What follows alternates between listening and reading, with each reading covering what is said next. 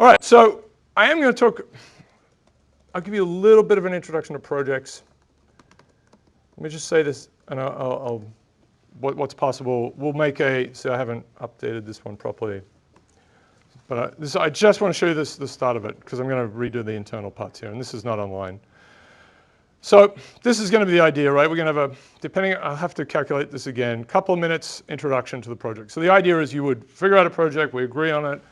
Groups are good to work in, and this time might change depending on the numbers here. But often at conferences, I don't know if you're aware of this, but sometimes there'll be 30-second talks or 1-minute talks or 2-minute talks because you give people too much rope and it goes wrong. Now, this is, and the best ones, they're really 30 seconds and everything's loaded up, preloaded, which is what we'll do here. And your time starts now and then your time ends, right? So and everyone's just lined up and they just go through. So that might sound a little intense, but the idea, of course, is you have to communicate it quickly, right? And people can talk to you later on. And so you get through a lot of interesting things.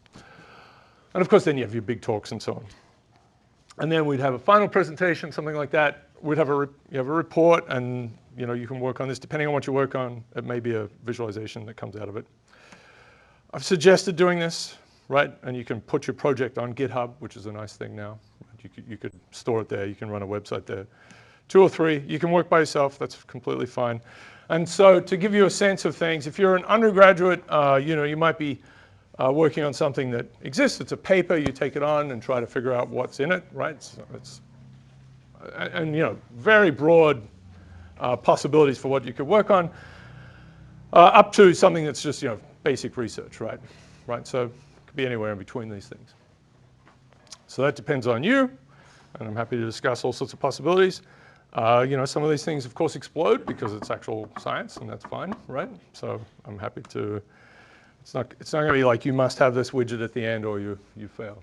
This is my framing of narrative hierarchy, and so what I'm trying to say is with this is this is a good.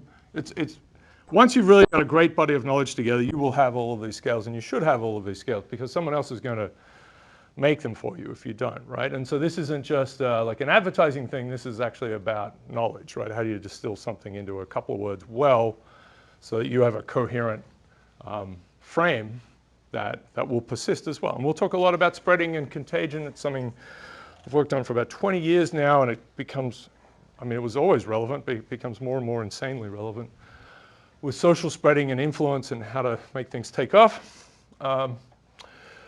Anyway, so but this is what you want. This is some sort of hierarchy here, and this is the thesis down here. And you get hold of a graduate student, and sometimes they can be in this world, right? And you ask them what they're working on at Thanksgiving, and there's a 3-hour exposition on chapter 7, right? So that's okay, but it takes a while sometimes to dig yourself back up to this and make a nice story for the whole thing. So this is really a serious thinking thing. It's not a, and of course advertising works in this way as well. And these are to indicate that, obviously there are these broken, what I call these kind of broken hierarchies, right, where there's really some true matter and then there's some frothy thing on top that isn't, right? There's not actually a connection here. And when we have these parallel, adjacent narratives, I'm going to say there's really something that happened in the universe, and you end up with these different frames sitting on top, and they can be completely at odds with each other. We see this over and over again. And of course, the world is full of a great history of propaganda. That's just a little setup, and then I want to go through more examples of projects, and the plan will be to do that on, well, let me show you that one. Okay, I'll show you this one.